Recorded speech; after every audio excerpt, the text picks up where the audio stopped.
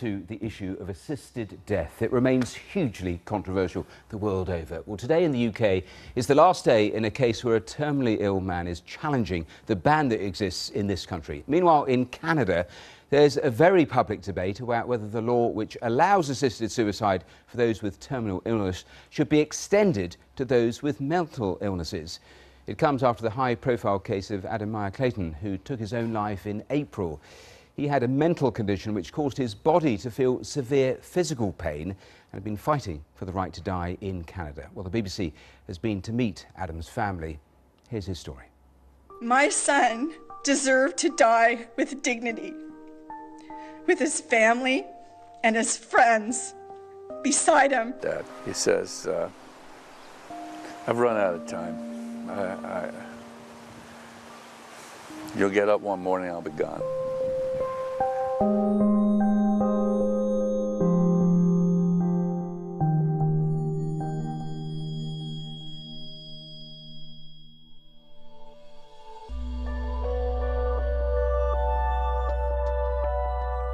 He was a very buff dude. You would have no idea there was like anything wrong with him at all. There's oftentimes not a physical representation of it. So when you tell somebody like, I've got a lot of anxiety today, I can't right now, or like, you gotta leave me alone right now, I feel like a lot of people are just like, ugh, can you just get over it?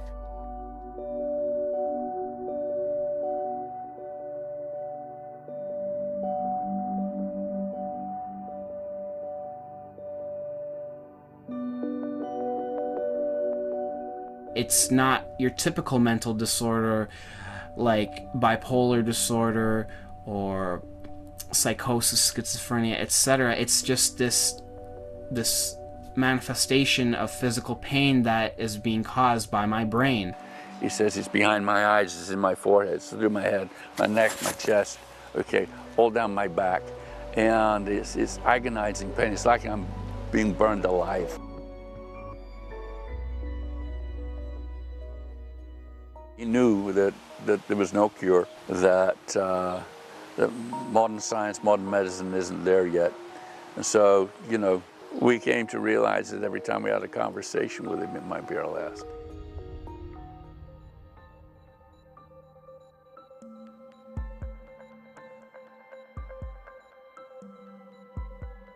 C14 doesn't include people like me. It doesn't include a lot of very, very sick people. The legislation literally forces people to kill themselves in an undignified manner, alone without their family beside them. It doesn't make sense. He was working for a change in C14. He was working for increased awareness of what somatoform pain is. He said, Dad, all this activism is not for me, I'll be dead. He says, I'm doing this for others, not me. Dad, would you want to live the way you've seen me living over the past year or so? No, I wouldn't. Think about the situation. If they can't get better and their life is hell, why would they not commit suicide? Can you give me one good reason?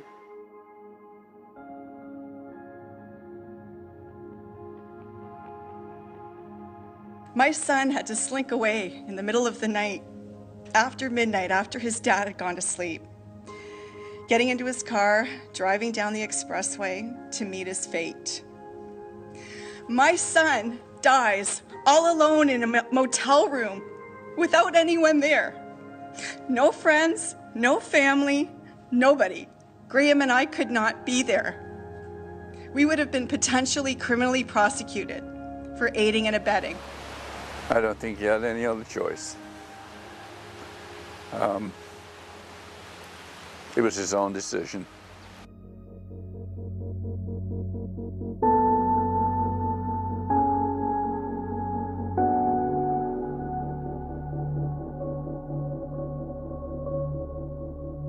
It shows you the difficulty actually of determining in the context of mental illness. We do not know who are the people who will recover and who are the people who will not recover, because people who are dead don't talk.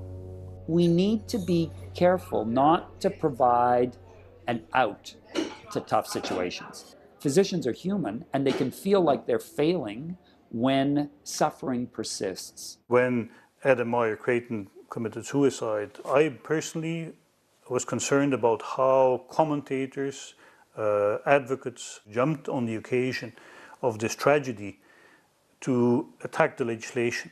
We can't expect of medicine that we're going to eradicate suffering from life. And somehow that has emerged as the social and medical and political project. Adam loved life. He wanted to stick around. But the pain, it became too unbearable, even for my very strong son. Well, an incredibly powerful film. Let's talk about the issues raised from it with my next guest. Penny Pepper is a campaigner for Not Dead Yet UK, which campaigns against changing the law to allow assisted death. Penny, welcome here to the studio. We'll come back to the film in a moment. It was extraordinarily powerful, but tell me more about your story, because I'm right in saying that when you were younger, you tried to kill yourself and have now come all the way round full circle in the debate. I have. When I was 19, I reached a point in my life with my mental health where I believed I couldn't go on. Now this is against the backdrop of a mental health issue which wasn't really receiving support, and I'm so glad now that I wasn't successful. So are my family. And in terms of when you reflect on it, what made you change your mind in terms of the position you now adopt, what did you conclude? I feel now this issue with it, this you know, it's a true tragedy what's happened to this young man.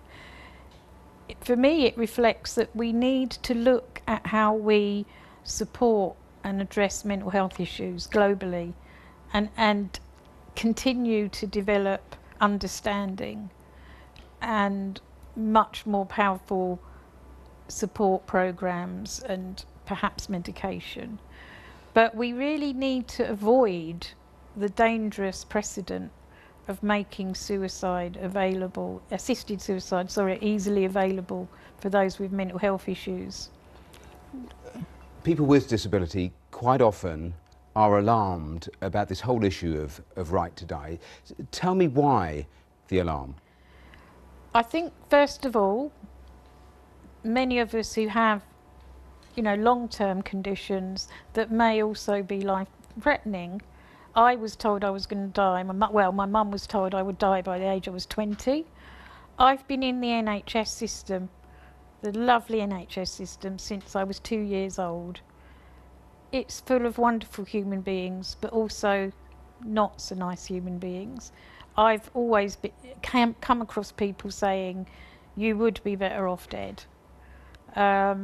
We don't all have the happy, perfect, well-educated, rich, middle-class family who will support you in this idea of the perfect velvet, we call it the velvet pillow death.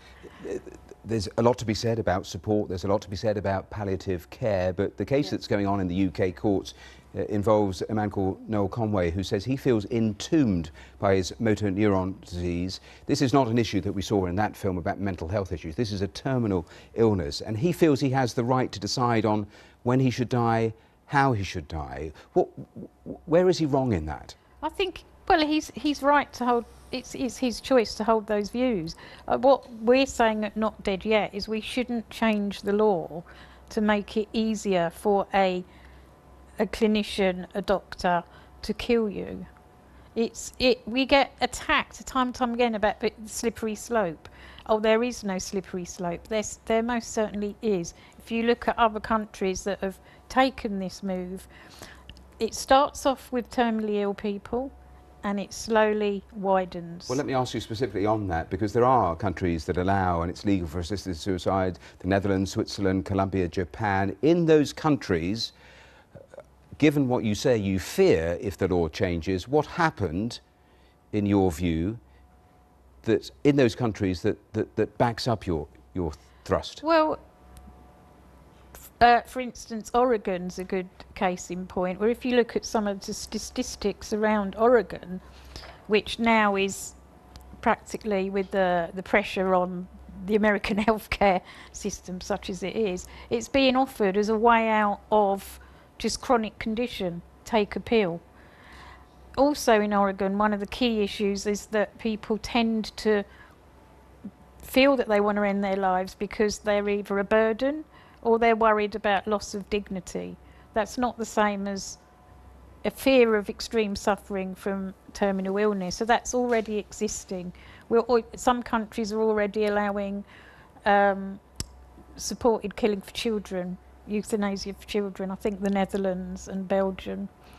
And so we start out with this small idea of the terminally ill. There are issues around that, because doctors can't always really accurately say when you're terminally ill. Well, do you know, it is a huge debate, but thanks so much for coming into the studio and joining us and going through some of those issues. Penny Pepper, thanks very much for your time. Thank you.